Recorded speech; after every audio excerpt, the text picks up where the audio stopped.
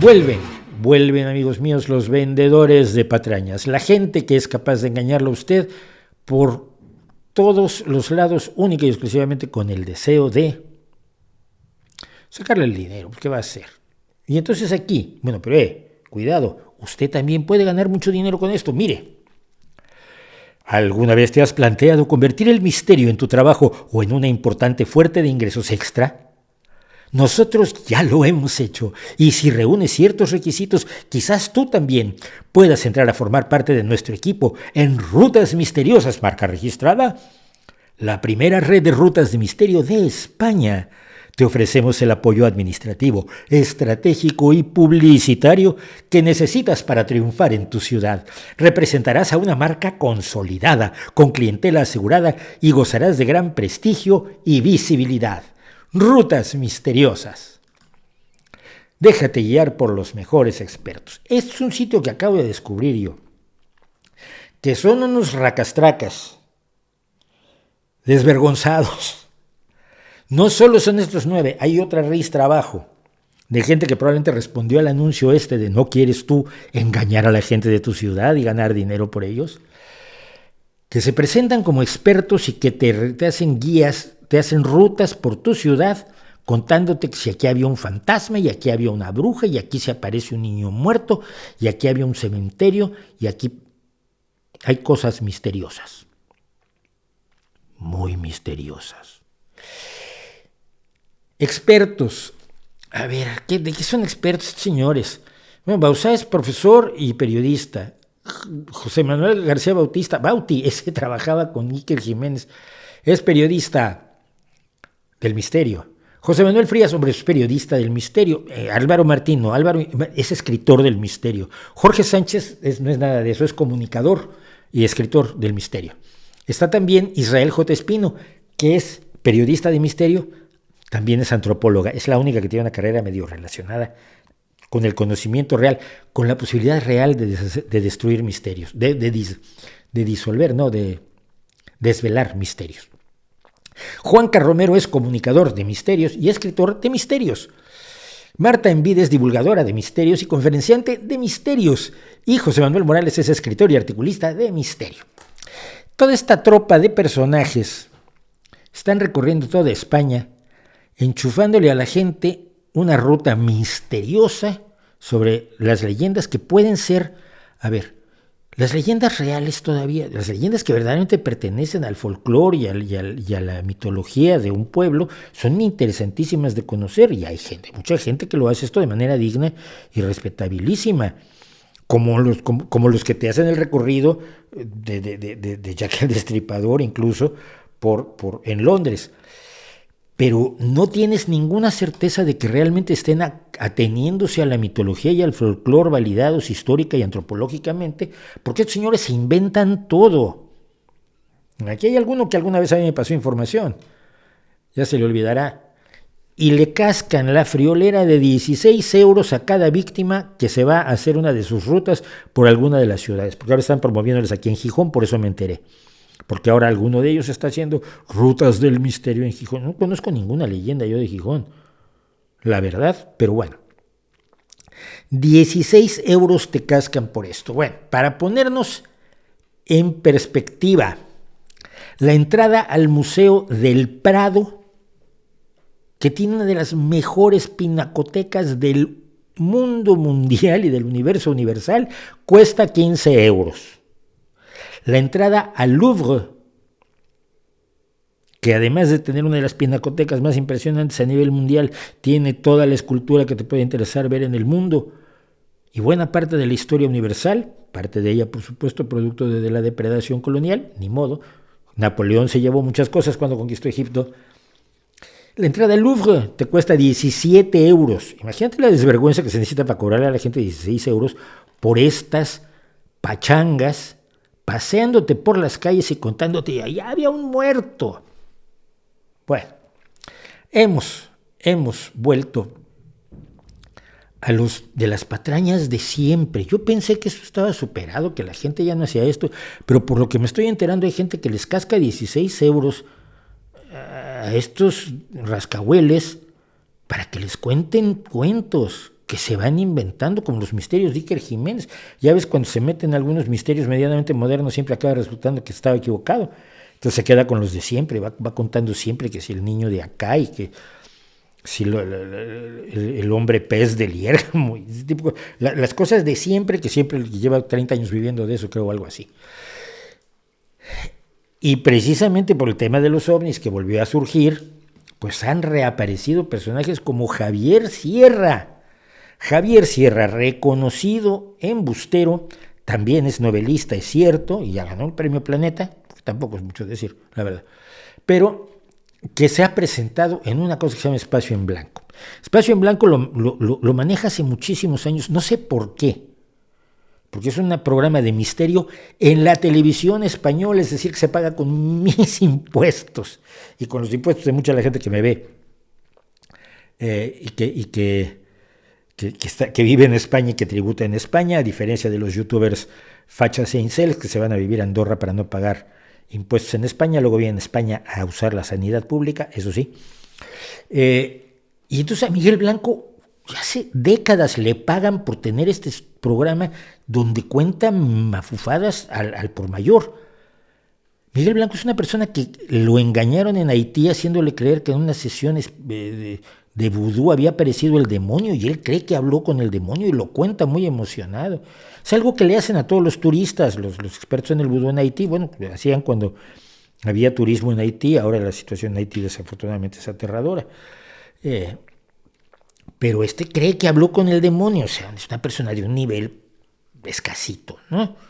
No es el cuchillo más afilado del cajón, le faltan varias patatas para el kilo. Vamos, de esa gente que tiene la cabeza para separar las orejas.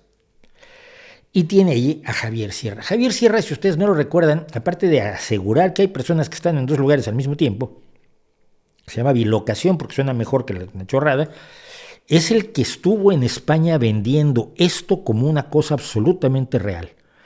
Esta supuesta autopsia a uno de los tripulantes del ovni que cayó en Roswell y que en 1995 estuvo vendiendo un embustero británico llamado Ray Santilli, que esta autopsia, muñecopsia, como le llama mi amigo Luis Alfonso Gámez, la muñecopsia es más falsa que un dólar con la cara del Pato Donald. Es decir, y de hecho aquí es una de las cosas que primero que nada las revelaban. Esto fue filmado en 1949. No, es que esos cables enroscados así en los teléfonos no los había hasta fines de los años 50. Es un desarrollo tecnológico posterior. Entonces ya ahí, con solo esta imagen ya la muñecopsia empezaba a tener problemas.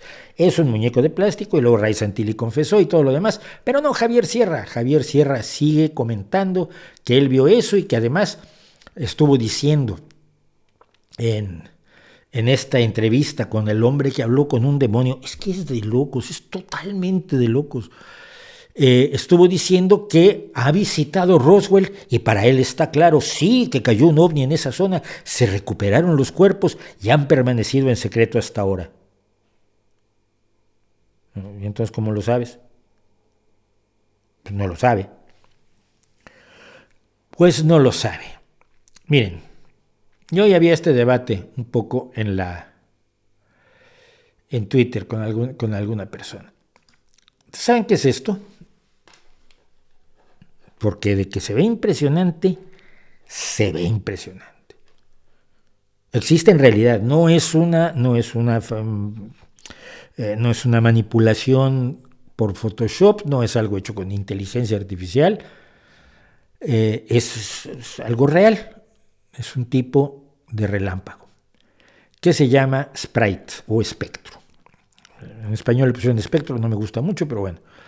Hay otros más impresionantes que son así como más circulares, que son los elves, que son duendes, y hay chorros azules que también son impresionantes. Bueno, miren.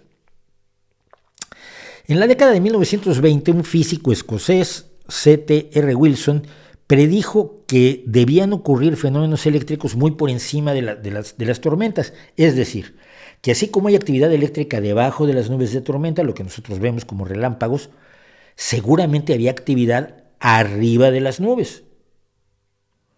La física decía que debía existir esto. Y pilotos diversos dijeron, oye, pues yo he visto cosas raras arriba de las nubes. Pues qué bien, pero mientras no haya evidencias no se puede hacer nada. El 6 de julio de 1989 apenas, un grupo de científicos de la Universidad de Minnesota obtuvieron prueba visual directa de la existencia de estos fenómenos eléctricos.